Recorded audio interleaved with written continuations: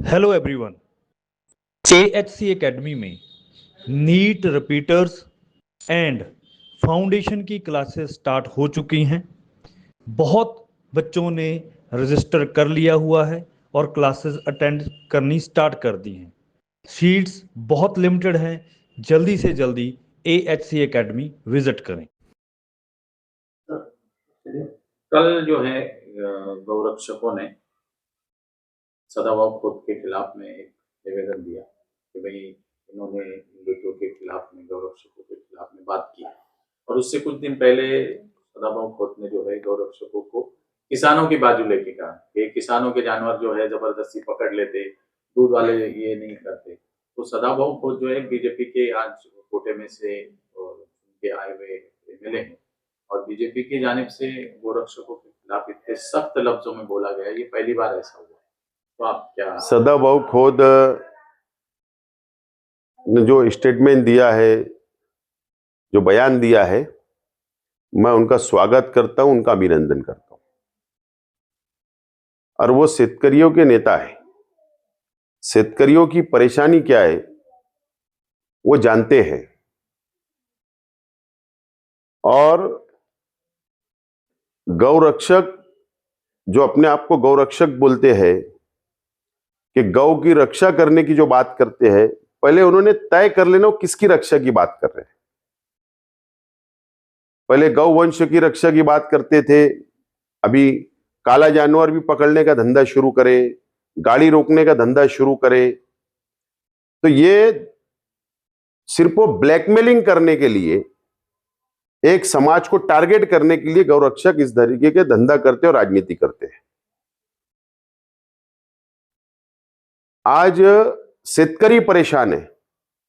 शेतकरी जब आत्महत्या करता तो कि गौरक्षक जाते कि उसकी हमदर्दी के लिए या उनकी मदद करने के लिए। जब जानवर बीमार हो जाता तो उसकी दवा पानी के गौरक्षक जाके करते क्या? जब दुष्काल पड़ता तो क्या गौरक्षक उनको चारा पहुंचाते क्या?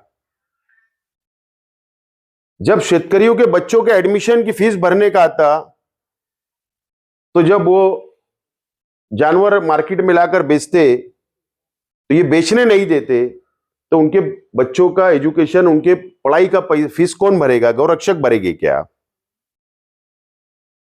बाल बच्चों की जब शेतकरियों की शादी आती है, उनके बच्चों की, वो जानवर बेच के अपने शादी करते हैं, तो कि ये शादी का खर्चा गौरक्षक उठाते हैं क्या? इनको अधिकार किसने दिया है? ये जो धंधा है ये बंद होना चाहिए और इसके अंदर पुढाकार सदाभाऊ खोत जैसे नेताओं ने लिया, मैं अभिनंदन करता हूं। लेकिन शेतकरी भाइयों ने भी, किसानों ने भी, सदाभाऊ खोत और शेतकरियों ने भी रास्ते पे आना चाहिए। मैं शेतकरियों के बाजू में रहूंगा। शेतकरियों के हित में आंदोलन करना पड़े, आंदोलन करने के लिए मैं तैयार हूं। लेकिन ये गौ रक्षकों को कहीं ना कहीं ब्रेक लगना चाहिए, इनके ऊपर कड़क शासन होना चाहिए। जो ये दो समाज को लड़ाकर अपनी राजनीति सीधी करना चाहते हैं, तो इनके ऊपर सरकार ने कड़क शासन करना चाहिए। ये मत का मैं भी हूं। गौरक्षक गौशाला जो है, तो उन्होंने ये भी कहा कि गौशाला जो रहती उसके अंदर जानवर बरसों से जा रहे, लेकिन उसका क्या होता कोई हिसाब नहीं देता। बिल्कुल, राज्य सरकार से मेरी भी डिमांड है, चाहे वो प्राइवेट गौशाला हो या गौशाला समिति हो, सिर्फ मालेगांव शहर का नहीं, मैं तो बोलता हूं संपूर्ण महाराष्ट्र के गौशाला समिति का ऑडिट होना चाहिए और ऑडिट पुलिस डिपार्टमेंट के साथ में होना चाहिए कि पुलिस डिपार्टमेंट ने कितनी गाड़ी पकड़ी, कौन कौन से गौशाला को दी। रिकॉर्ड तो पुलिस के पास भी होगा, उनके पास भी होगा, तो इसका ऑडिट होना चाहिए ना। बिल्कुल सच बात है, इनका ऑडिट होना चाहिए। इसके अंदर बहुत बड़ा भ्रष्टाचार निकलेगा, बहुत बड़ा भ्रष्टाचार निकलेगा। कुछ लोग साइकिल नहीं थी वो करोड़पति हो गए, ऐसा भी हमारे पास जानकारी है। सदाभाऊ खोत ने कहा कि ऐसे गौ भक्षकों का कहीं ना कहीं मतलब बंदोबस्त करना पड़ेगा। नहीं, सरकार ने बंदोबस्त करना चाहिए, सरकार ने कड़क कायदा करना चाहिए और ये कायदा होगा तो शेतकरियों के हित में होगा, मुसलमानों के हित में नहीं होगा। मुसलमान तो चिकन भी खा लेता, मच्छी भी खा लेता, बकरा भी खा लेता, काला जानवर भी बीफ खा लेता, शाकाहारी भी बन जाता। मुसलमानों को कोई तकलीफ नहीं है। अगर इनका कहीं बंदोबस्त करना है तो वो शेतकरियों को फायदा होगा, क्योंकि शेतकरियों के आड़े आने का काम हमेशा गौरक्षक करते हैं। ऐसे जो अभी ये बंद है, जानवर लेना देना सब बंद कर दिए, ये लोगों ने सख्ती कर दी है, तो कुरैश बिरादरी भी नहीं है। किसान बहुत परेशान है ये 2 महीने के अंदर। तो उनके जानवर जो है अभी एक तो गोटे में पड़े हुए या कहीं उन्होंने जंगल में छोड़ दिए।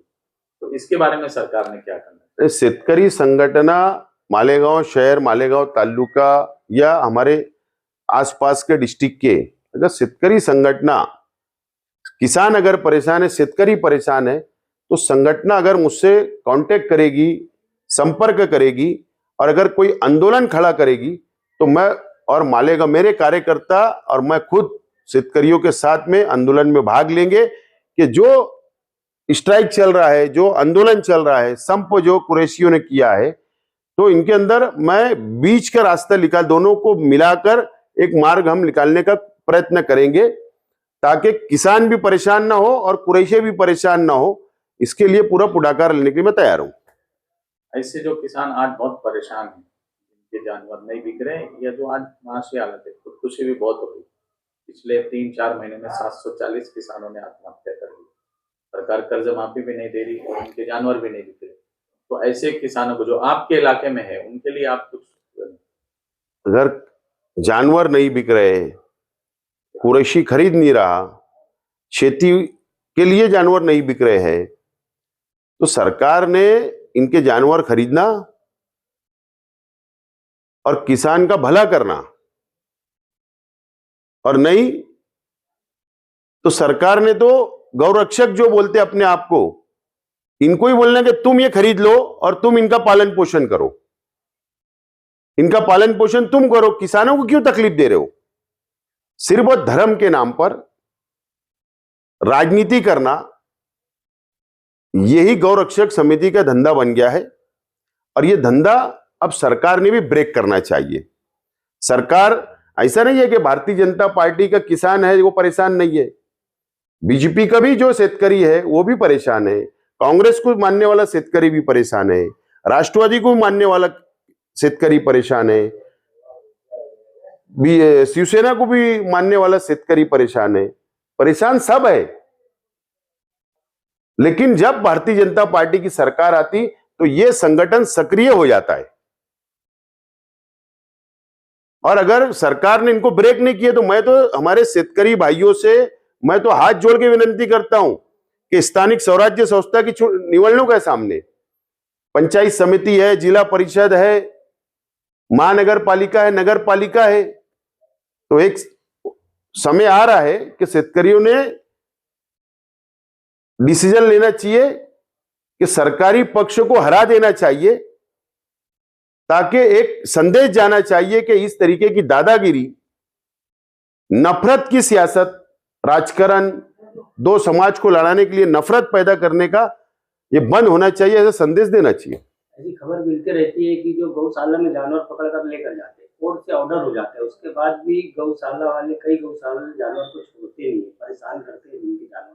इसीलिए मैंने कहा ना कि ऑडिट होना चाहिए, कितने ऑर्डर हुए कोर्ट ने, कितने जानवर छुड़े या नहीं छुड़े, या पुलिस ने कितने लोगों को छुड़ा कर दी, या पुलिस ने जानवर पकड़ के उनको कितना दी, इसकी ऑडिट होना चाहिए। जब तक ऑडिट नहीं होगा जब तक ये भ्रष्टाचार बाहर नहीं आएगा। कल सदाभाऊ के बयान के खिलाफ यहाँ पे कुछ तंजीमों ने भी धरना आंदोलन किया, उनके खिलाफ नारेबाजी की से चलता है। महाराष्ट्र का राजनीति किसानों के ऊपर है, शेतकरियों के ऊपर है। ये 4 लोग आकर आंदोलन कर देने से किसान को कोई फर्क नहीं पड़ता।